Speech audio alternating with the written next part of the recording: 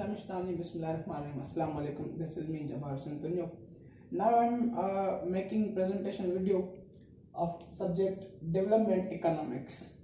The topics for this presentation video are environment and development basic issues. Number 2, population, resources and development. Number 3, agricultural transformation. Number 4, role of women in agriculture. I'm moving to my first topic, environment and development basic issues. The basic issues are affect economy, classical market failure, poverty and lack of education, non-sustainable development, environmental capital, global warming and climate change. Environment issues may also affect the economy. And the classic market failure lead to the degradation of environment or degradation of economy. Number 3 is poverty and lack of education. For example, if we are poor and we haven't the education to how to use the environmental effects, how to face the environmental effects, how to use the environmental natural resources, then we will in some time we will be disabled to use the environmental or natural resources. Non-sustainable development. Non-sustainable development is defined as meeting to the need of present generation without caring of well-being of future generations. We are using the natural resources only for the welfare or the benefit in the present generation. We are not thinking for the well-being or welfare of the future generations. Means we are just using and investing the natural resources for the present generation. And environmental capital. In developing countries, the environmental capital is the larger fraction of total capital. Global warming. Global warming increase in average air and ocean temperature. It is start from or created from the mid of 20th century when the human used to cut many forests. They destroy many forests and they develop many industries. And the wastage of that industries, they are float that wastage. They are used to float that wastage in the natural air and the natural oceans, natural waters. Just because of that, the global warming nowadays are going on high temperature. You can see my condition. How am I looking now? Just because of global warming, the heat is going too much high. That is known as a global warming. Climate change. Climate change is also related to the global warming. Climate change basically, we can say that the changing in temperature, changing in air temperature from the annual participations. Means regularly or annually the temperature is going to high just because of the global warming. And why global warming is created, I told you as before, just because of that the climate change is gone high. In 2018, I was hear the news that the Pakistan will not be able to use or will not be able to enjoy the season of spring just because of changing of seasons, just because of changing of climate change. So this is all about the environment and development basic issues. Now I'm going towards my second topic. Topic number 2 is the population, resources and the development. The subtopics in this topic is increase in population, decrease in the natural resources. Definitely when population is going to increase, it is quite clear that the resources will going to decrease. Many poorest regions, there is a huge problem of increasing population day by day. When population is increasing day by day, means they need a food. They need more food because population is increasing. We need more food to grow the population. Just because of that, the farmers did not give the break to the agriculture land, and they growth food again and again. They got agriculture again and again. Just because of that, the many countries, the foreign countries, develop the new techniques and new machinery to grow the huge ratio or a high ratio of the agriculture. But we have to keep that thing in mind that to use that land again and again in shortage of a period of time, natural resources are going to decrease in a huge ratio. Means they are directly proportional to one another. If population is increasing, means the natural resources are going to decrease, because huge population need good amount of food, and for the good amount of food we need to growth agriculture, we need to growth a crop in shortest period of time. Just because of that, farmers didn't give the break to the land, and the farmer didn't give break to the land, and land is going to decrease, or going to lose their ability, to put up from the soil or from the land the natural resources. And just because of that we are losing the natural resources. So we have to take in serious steps on population growth. We have to control the population of the world. If we didn't get the serious steps on that now, then in future, within shortest period of time, we will be disabled to use natural resources. This is all about the population, resources and development. Now I'm moving towards my third topic, which is agriculture transformation. First of all, definition. Agriculture transformation.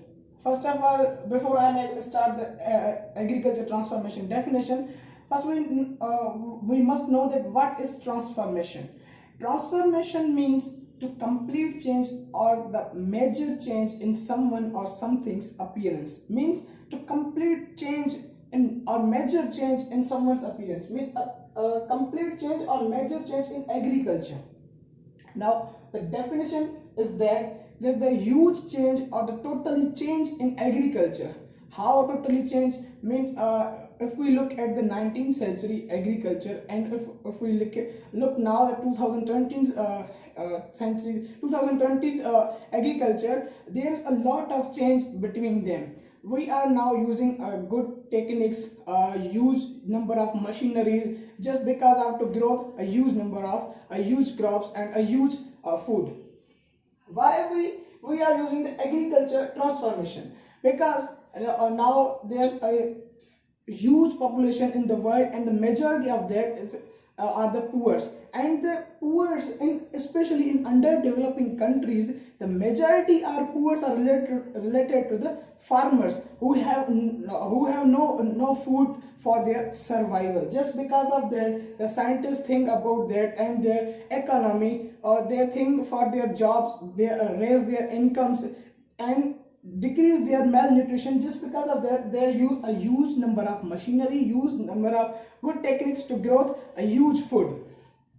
If we grow huge food, we can give a huge jobs, we can give a huge number of food to the poor, and on that, for that we can grow our economy also.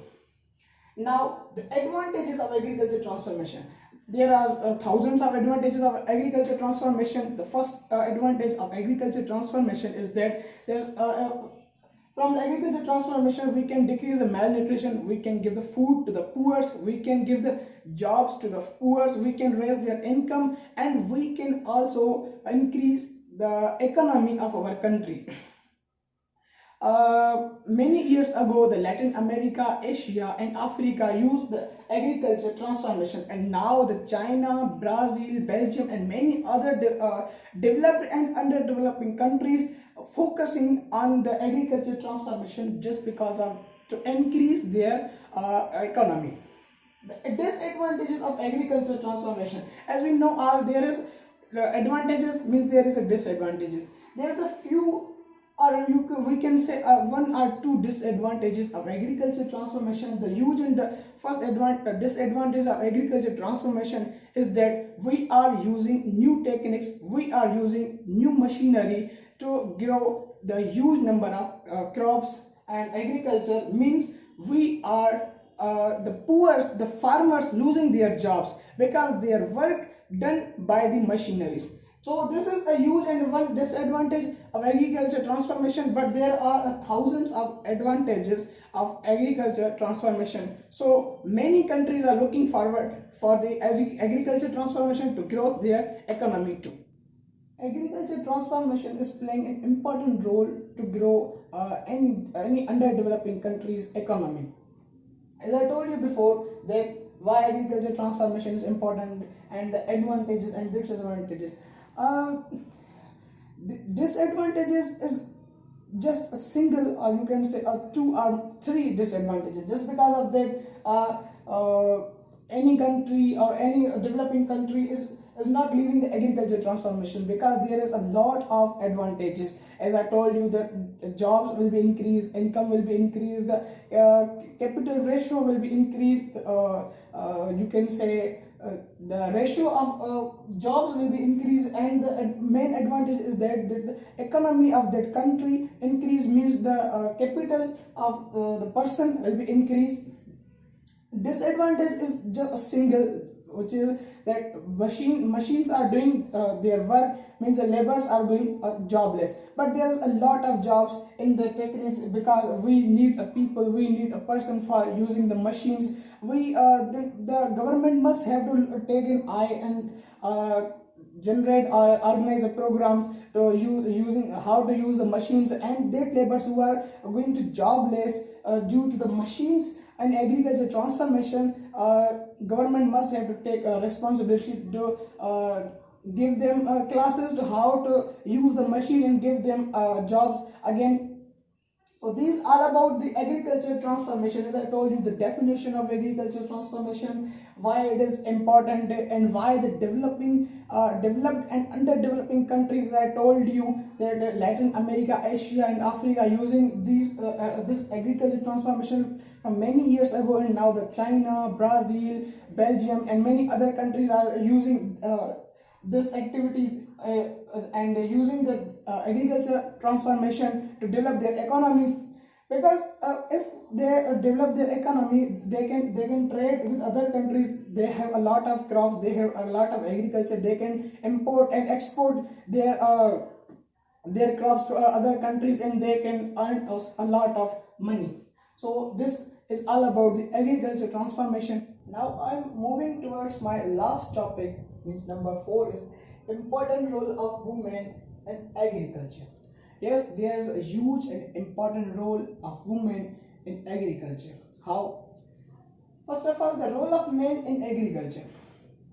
The role of men is generally the initial role. Men participate in initial role of agriculture, mean cutting trees, bushing them, and making house and plot, or make the land for agriculture. But the role of women is very important, and a huge role of women, especially in harvesting, fallow the seeds and many others, to cultivate to growing the seeds, etc. Women perform a huge role in agriculture, and especially the women play an important role in cash crop production. First of all, what is cash crop production? The cash crop production are the production of the crops who are produced especially for the markets, mean food, vegetables, fruits, dry fruits, etc. Means women plays an important role in cash crop production. Means that women play an important role for income also. Now the percentage wise, women plays an important role in agriculture labor, and in agriculture women provide the 60 to 80% of agriculture labor work, especially in Africa and in Asia. And in Latin America, the role of women in agriculture labor is about 40%. Now the government policies in many countries government make policies, government playing the many programs, government organize many programs to how to harvest, how to agriculture the land, how to take benefits from the land, especially for the men's. But here is government policies who are created for the men's, but the main major role of in agriculture labor is the women. As I wrote here, that 60% to 80% role of women in Africa and Asia, 40% role of women in agriculture in Latin America. So government must have to keep eye on that, and government has to take an action on that. If they are not taking action, so they have to organize programs for women, that how women agriculture or the land and take more benefits from that. So this is all about the important role of women agriculture. Alhamdulillah, I had completed my 4 topics of my subject development economics. If you have any question, any query, feel free to ask in comments. Thank you.